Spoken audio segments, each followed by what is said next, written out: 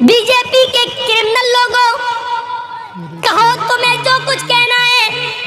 अगर तुम अपनी जबान में आजाद हो तो मैं भी अपनी जबान में आजाद हूँ। तुम कितना भी दहशतगर्दी का इल्जाम लगाओ हमारे ऊपर, हम आज भी कहते हैं और यकीन के साथ कहते हैं कि तुम आज सत्ता में बैठे हो तो हम मुसलमानों की देन है। अगर तुमने इतना छेड़ा ना होता, तुमने हमें इतना बदनाम न किया होता, हमारी मस्जिदों को शहीद न किया होता, हम मुसलमानों की मॉब लिंचिंग न की होती, एक कौम के साथ इतनी नफरत का सलूक अगर तुमने न किया होता तो आज तुम इख्तिदार में औरत ने बिल्ली को बांध दिया और 3 दिन तक भूखा प्यासा रखा और उसको न छोड़ा न खाना ही दिया और वो भूखी प्यासी मर गई। जिस पर हमारे नबी का फरमान ये है कि एक बिल्ली को भूखा प्यासा बांध कर मारने वाली औरत जब मरती है तो अल्लाह ताला ने जन्नत की खुशबू उस औरत पर हराम कर दी है और वो औरत जहन्नम की मुस्तहिक बन जाती है। एक बिल्ली पर जुल्म करने वाली को हमारा इस्लाम जहन्नम का हकदार बना रहा है, मुस्तहिक बना रहा है, उसके ऊपर जन्नत की खुशबू को हराम कर रहा है। जो बिल्लियों के साथ, कीड़े मकोड़ों के साथ, जानवरों के साथ ये बर्ताव कर रहा हो, जो मजहब, वो दहशतगर्द कैसे हो सकता है, वो फसादी कैसे हो सकता है, वो आतंकवाद की शिक्षा देने वाला कैसा हो सकता है। वो औरत जो अपना जिस्म बेचती है, वो औरत जिसको तवाइफ कहा जाता है हमारे समाज में, हमारी सोसाइटी में, वो औरत जिसको बुरी नजर से देखा जाता है हमारे समाज में, हमारी सोसाइटी में, जो पैसा लेकर अपना जिस्म बेचती है, वो औरत जिसको गंदी नजर से देखा जाता है हमारे समाज, हमारी सोसाइटी में, लेकिन वही औरत रास्ते में अपने कस्टमर ढूंढने के लिए जाती है, पैसा लेकर जिस्म बेचने के लिए जाती है, लेकिन रास्ते में ज़बान निकाले हुए प्यास से तड़पते हुए कुत्ते को देखती है तो अपना दुपट्टा कुएं में डालकर और उस प्यासे कुत्ते को निचोड़कर पानी पिला देती है। उस रब की रहमत जोश में आती है। अल्लाह के नबी फरमाते हैं अल्लाह ताला को उस तवाइफ की, उस बदचलन की, उस फाहिशा की ये नेकी भी यादा भी इतनी पसंद आई कि इस औरत को इसी नेकी की वजह से उसने जहन्नम से आज़ादी दे दी और उस औरत को जन्नत का मुस्तहिक बना दिया। एक बिल्ली को बांध कर मारने वाली जहन्नम में और तवाइफ होकर, बदचलन होकर एक कुत्ते को पानी पिला देने वाली औरत पर जहन्नम हराम कर दी और उसको जन्नत के अंदर दाखिल कर दिया। सोचो मीडिया वालों, ये खूबियाँ भी कभी कभी लिख दिया करो, इस्लाम की ये सच्चाई भी बयान कर दिया करो, शायद राम की आत्मा खुश हो जाए और तुम्हारे लिए कुछ अच्छा सोच ले। सोचो तो मीडिया वालों, कम से कम मरने के बाद तुम कुत्ता और बिल्ली और चूहा तो नहीं बनो, फिर दोबारा मनुष्य और इंसान बनकर पैदा हो जाओ। ये भी तो कम से कम बयान कर दिया करो, ये भी तो लिख दिया करो जो इस्लाम हमें ये तालीम देता है। हाँ, उस अबू सईद खुदरी के बारे में सुनो। वो अबू सईद खुदरी जो अल्लाह के नबी की लेटरीन, कज़ाए हाजत का लोटा बनना पकड़े हुए और जंगल में चले जा रहे हैं। अल्लाह के नबी ने कहा लाओ अब ये लोटा मुझे दे दो, अब ये बर्तन मुझे दे दो और तुम यहीं बैठ जाओ, मैं जंगल में जाता हूँ और लेटरीन से कज़ाए हाजत से फारिग होकर आता हूँ। अल्लाह के नबी बर्तन लेकर चले गए, इतनी दूर निकल गई कि किसी की नज़रों में के सामने ना आए और 2 दरख्तों की आड़ में कज़ाए हाजत से फरागत हासिल करने लगे। इधर अबू सईद खुदरी जिस पेड़ के नीचे बैठे हैं, उस पेड़ के ऊपर चिड़िया का एक घोंसला है और उसके 2 छोटे छोटे बच्चे चींची कर रहे हैं। अबू सईद खुदरी उस पेड़ पर चढ़ते हैं और चिड़िया के वो 2 छोटे छोटे बच्चे उनको बहुत खूबसूरत लगते हैं। उन 2 छोटे छोटे बच्चों को ले लेते हैं और अपनी मुट्ठी में लेकर नीचे उतर जाते हैं। थोड़ी देर के बाद चिड़िया आती है, चिड़िया घोंसले में देखती है कि मेरे बच्चे नहीं हैं, लेकिन बच्चे चींची कर रहे हैं। चिड़िया के कानों में पेड़ के नीचे बैठे हुए अबू सईद खुदरी के हाथों में बच्चे नजर आ जाते हैं। चिड़िया अपने मुंह का दाना फेंकती है और चींची करते हुए नीचे आती है और वो चिड़िया अबू सईद खुदरी के सर पे अपने पर मार रही है, गोया कि वो अपने बच्चों को लेना चाहती है कि अबू सईद मेरे बच्चों को मेरे हवाले कर दो। गोया कि वो अपने परों से ये कह रही हो। उधर से अल्लाह के रसूल लेटरीन से फारिग होके आ रहे हैं, پر مار رہی ہے اور اپنے بچے لینا چاہتی ہے، اور ادھر ابو سعید خدری ان بچوں کو چھوڑنے کے لیے تیار نہیں ہے۔ یہ منظر دیکھ کر رحمت للعالمین کی آنکھوں میں آنسو آ جاتے ہیں اور کہتے ہیں ابو سعید اس چڑیا کی داستان تم نہیں سمجھ رہے ہو، یہ چڑیا تمہارے سر کے اوپر اڑ کر گردش کر رہی ہے، طواف کر رہی ہے، پر مار رہی ہے، یہ تم سے اپنے بچے مانگ رہی ہے۔ جس طرح ہمیں اپنے بچوں سے پیار ہوتا ہے، ہمیں اپنے بچوں سے محبت ہوتی ہے، ان پرندوں کو بھی اپنے بچوں سے محبت ہوتی ہے۔ ابو سعید تم ان کے بچے واپس کر دو، اس چڑیا کا ایک بچہ چھوڑتے ہیں۔ ابو سعید چڑیا جھٹ سے اپنی چونچ سے اس بچے کو پکڑتی ہے اور اڑتی ہوئی گھونسلے میں رکھ دیتی ہے اور پھر دوسرا بچہ لینے آتی ہے۔ ابو سعید نے دوسرا بچہ چھوڑا، اس چڑیا نے چونچ سے دبایا اور پھر دوسری اپنے بچے کو بھی اسی گھونسلے میں لے گئی۔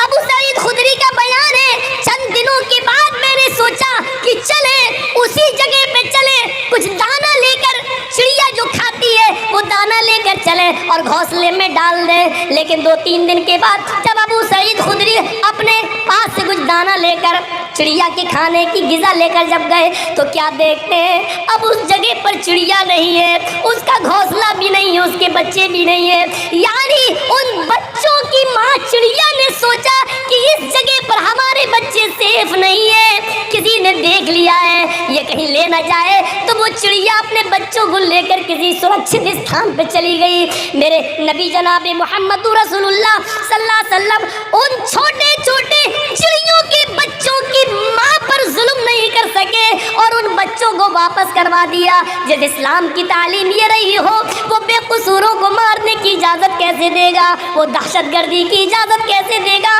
وہ کسی کو قتل کرنے کی اجازت کیسے دے گا؟ جھوٹے ہو RSS والو، جھوٹے ہو بی جے پی کے گنڈوں جو اسلام کو تم بدنام کر رہے ہو، اور جھوٹے ہو اے میڈیا والو جو تم سرکاری ہڈیوں پر پھل کر اور اس طریقے کی خرافاتیں بیان کر رہے ہو۔ جھوٹے ہو تم، جھوٹے ہو تم، اپنے دعوے میں جھوٹے ہو۔ تمہیں پرمیشوری نپٹے گا، تمہیں تمہارے رام ہی نپٹیں گے، تم اپنے دھرم کے مطابق تم سچی سزا پاؤ گے۔ اگر تم سچے ہو تو منشیہ بنو گے، اور جھوٹے ہو تو انتظار کرو کہ مرنے کے بعد کتا بلی چوہا بندر نہ بنا دیے جاؤ۔ یہ صورتحال ہماری، ہم اپنے معاشرے پہ نظر ڈالیں۔ اللہ کے رسول صلی اللہ علیہ وسلم ایک انصاری کے باغ میں چلے جاتے ہیں، بھوکے، آپ کے ساتھ آپ کے صحابہ بھی ہیں۔ اس انصاری نے جلدی سے کھجور پیش کر دیے اور اللہ کے نبی کو بٹھا دیا۔ اللہ کے نبی کھجور اٹھاتے ہیں، ایک کھجور اپنے منہ تک لے جاتے ہیں، ابھی کھاتے نہیں ہیں، کھجور کا ٹکڑا ہے، منہ تک لے جاتے ہیں کہ اچانک نظر پڑتی ہے ایک اونٹ اپنا سر نیچے کیے ہوئے ڈالے ہوئے ہے۔ اسی باغ میں ایک اونٹ اپنا سر نیچے کیے ہوئے ڈالے ہیں۔ اللہ کے رسول نے کھجور رکھ دیا اور اس اونٹ کے پاس چلے گئے۔ جیسے ہی اس اونٹ کے سر پہ اپنا ہاتھ پھیرا، ہوتا ہے آپ لوگ اپنے قربانی کے جانوروں پر ہاتھ پھیرتے ہیں پیار میں، اللہ کے رسول نے جیسے ہی اس اونٹ کے سر پہ اپنا ہاتھ پھیرا، اس اونٹ نے اپنی لمبی گردن اللہ کے رسول کے سینے سے لگا دی اور اس اونٹ کی آنکھوں سے آنسو بہہ پڑے۔ اللہ کے رسول صلی اللہ علیہ وسلم کو اس وقت اللہ نے بذریعہ جبرائیل بتا دیا۔ جیسے ہی اونٹ نے آپ نے ہاتھ پھیرا، اونٹ نے اپنا سر نبی کے سینے سے لگا دیا، رونا شروع کر دیا۔ اونٹ کے رونے کو دیکھ کر نبی کا رونا شروع ہو گیا اور اللہ کے رسول نے پوچھا من رب ھذا الجمل، اس اونٹ کا مالک کون ہے؟ ادھر سے آواز آتی ہے اس انصاری سے، انصاری نے اللہ کے رسول یہ اونٹ میرا ہے۔ آپ نے کہا ادھر آؤ۔ جی کہیے اللہ کے رسول کیا بات؟ اس اونٹ نے ابھی مجھ سے یہ شکایت کی ہے کہ اے اللہ کے رسول میرا مالک بہت ظالم ہے، میں بہت کمزور ہو چکا ہوں، بوڑھا ہو چکا ہوں، میرے اوپر یہ ضرورت سے زیادہ اور میری طاقت سے زیادہ بوجھ میرے اوپر لاد دیتا ہے، مجھ سے میری طاقت سے زیادہ کام لیتا ہے، اور کام لینے کے باوجود مجھے پیٹ بھر کے کھانا نہیں کھلاتا ہے۔ جتنی طاقت تم اس اونٹ کے اوپر رکھتے ہو، اللہ رب العالمین اس سے کہیں زیادہ طاقت تمہارے اوپر رکھتا ہے۔ ڈرو اللہ سے۔ ہائے ہائے ہائے، اونٹ کی زبان سمجھنے والے ہمارے آقا، اونٹ کی زبان سمجھنے والے ہمارے نبی یہ برداشت نہیں کر سکے کہ اس اونٹ کے اوپر اس کی طاقت سے زیادہ سامان لادا جائے اور پھر پیٹ بھر کے اس کو کھانا نہ کھلایا جائے۔ اس انصاری نے کہا، اللہ کے رسول، اس اونٹ نے جو کچھ بھی کہا ایک ایک لفظ سچا ہے، اور میں وعدہ کرتا ہوں کہ آج کے بعد آپ کو شکایت کا کوئی موقع نہیں ملے گا۔ آپ نے کہا، میں اس وقت تک تمہارے کھجور نہیں کھاؤں گا جب تک کہ میرے آنکھوں کے سامنے اس اونٹ کا پیٹ نہ بھر دو، اس کو پورا پیٹ بھر کے کھانا نہ کھلا دو۔ ہمارا وہ نبی جو اونٹ کی بھوک برداشت نہ کر سکے، وہ غریبوں، یتیموں، مسکینوں، بیواؤں، پسماندوں اور کمزوروں کو بھوکا مرتے ہوئے کیسے دیکھ سکتا ہے؟ یہ رحمت ہے جناب محمد رسول اللہ، اور اسلام کی خصوصیت ہے اس رحمت سے سبق حاصل کرو۔ قرآن چیخ چیخ کر کہتا ہے، یا ایھا الذین آمنوا ادخلوا فی السلم کافہ، اے ایمانوں والو تم اسلام کے اندر پورے کے پورے داخل ہو جاؤ۔ ہمارے رویے بتا رہے ہیں کہ ہم اسلام کے اندر پورے کے پورے داخل نہیں ہیں، آدھا ادھورا داخل ہونے سے کوئی فائدہ نہیں۔ قرآن ہم سے کہہ رہا پورے کے پورے داخل ہو جاؤ۔ ہر مسلمان غور کرے، پورا کا پورا داخل ہے اسلام کے اندر۔ آپ یہاں بیٹھے ہیں نا، سن رہے ہیں اور لڑ رہے ہیں کہ نیچے کرو موبائل، مولانا نہیں دکھ رہے ہیں، لیکن اسی سماج کے اندر نظر ڈالو، ہم اسی گاؤں کی بات کر رہے ہیں جہاں جلسہ ہے، ایک طرف مولانا کی شکل دیکھنے کے لیے لوگ بے چین ہیں، تو دوسری طرف ہماری سماج کی اور ہماری بیٹیاں، جلسہ ہو رہا ہے، تقریر چل رہی ہے، لیکن آپ اس جلسے سے باہر نکل کر ان کا منظر دیکھ سکتے ہو کہ کون جلسہ سن رہا ہے اور کون مارکیٹ گھوم رہا ہے، کون میلہ کے اندر ٹہل رہی ہے اور کون جلیبی خرید رہی ہے اور کون چوڑیاں خرید رہی ہے۔ اور آپ کسی جلسے میں ایسے نوجوانوں کو بھی دیکھو گے جو جلسے سے دور فون پر، موبائل پر بات کر کے ملنے کا جگہ اور وقت بھی متعین کر کے آئے ہیں، اور آج جا کر دیکھ لو باہر تو ایسا لگے گا آپ کو جیسے کتیا کے پیچھے 10 کتے لگے ہوئے۔ مولوی جرجیس بدنام ہے کہ مثال کھری دیتا ہے۔ میں نے اس گھومنے والی لڑکی کو کتیا کہا ہے اور اس کے پیچھے گھومنے والوں کو کتا کہا ہے۔ تمہیں جو کرنا ہو کر لو، میرا چاہو کیا کرو گے، کہا ہے میں نے، اور اپنے جملے واپس لینے کے لیے میں تیار نہیں ہوں۔ اگر تمہیں اپنی بیٹیوں کو کتیا صفت ہونے سے بچانا ہے تو ان کی نگرانی کرو، اور تمہیں کتا بننے سے رکنا ہے تو ان کا پیچھا کرنا چھوڑو۔ کہوں گا میں، اور اللہ کی قسم اپنے جملوں پر ہمیں کوئی پچھتاوا نہیں ہے، کوئی فکر نہیں ہے کہ کون کیا سوچے گا میرے بارے میں۔ ہر انسان اپنی سوچ میں آزاد ہے، سوچ میں بھی آزاد ہے، سوچ سکتا ہے جو کچھ سوچنا ہو اس کو۔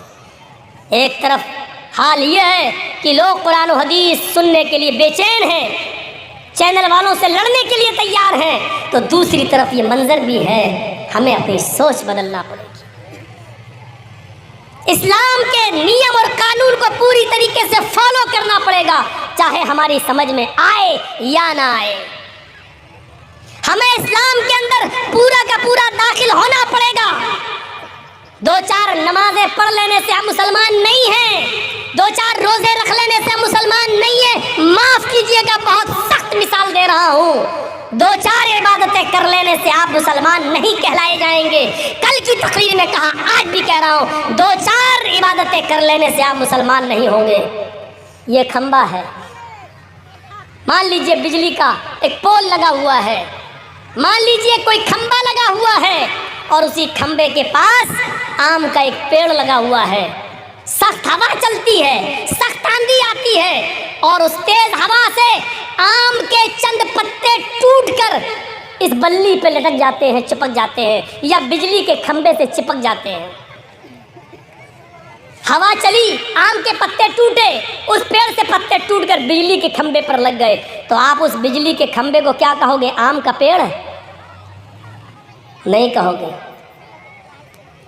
मौलाना जर्जीस कहता है कि वो आम का पेड़ है, आप कहोगे कैसे? देखिए आम के पत्ते लगे हुए हैं उस पर। आप कहोगे साहब आम के पत्ते सिर्फ ऊपर लगे हैं, उसकी जड़ तो आम की नहीं है, वो बिजली का खंबा ही रहेगा। नहीं, मैं कह रहा हूं आम का पेड़ है, इसलिए कि आम के पेड़ पर पत्ते लगते हैं, बिजली के खंबे पर भी पत्ते लगे हैं। आप कहेंगे मौलवी जर्जीस पागल हो गया है, रांची ले जाओ, इसका इलाज कराओ। अरे बिजली के खंबे पर आम के चंद पत्ते चिपक जाने से बिजली का खंबा आम का पेड़ कैसे हो सकता है? तो मैं भी आपसे यही कहना चाहता हूँ कि एक इंसान 2-4 नमाजें पढ़ लेने से, 2-4 इबादतें कर लेने से, 2-4 फकीरों को खाना खिला देने से, 2-4 अच्छे काम कर देने से पूरा मुसलमान कैसे हो सकता है? जब बिजली का खंबा आम के चंद पत्तों की वजह से आम का पेड़ नहीं हो सकता है, आम का पेड़ तभी होगा जब उसकी बुनियाद, उसकी जड़ भी आम की हो, उसका तना भी आम का हो, उसकी शाखाएं आम की हो, उसके पत्ते भी आम के हो और उस आम के पेड़ में आम का फल भी लग रहा हो, तब आप उसको आम का पेड़ कहेंगे। इसी तरीके से आपको मुसलमान उस वक्त कहा जाएगा जब आपकी बुनियाद जड़ से मुसलमान हो, आपका उठना इस्लामी हो, आपका बैठना इस्लामी हो, आपकी बुनियाद इस्लामी हो, आपका चलना इस्लामी हो, आपकी शादी ब्याह इस्लामी हो, आपके समाज में रहना इस्लामी हो, आपका चाल चलन इस्लामी हो, आपके मुंह से गुफ्तगू इस्लामी हो। जब ये सारी चीजें इस्लामी हो तब कहा जाएगा कि आप मुसलमान हैं, वरना बिजली के खंबे पर आम के 2-4 पत्ते चिपक गए हैं, बस 2-4 अमल कर लेने से आप मुसलमान नहीं।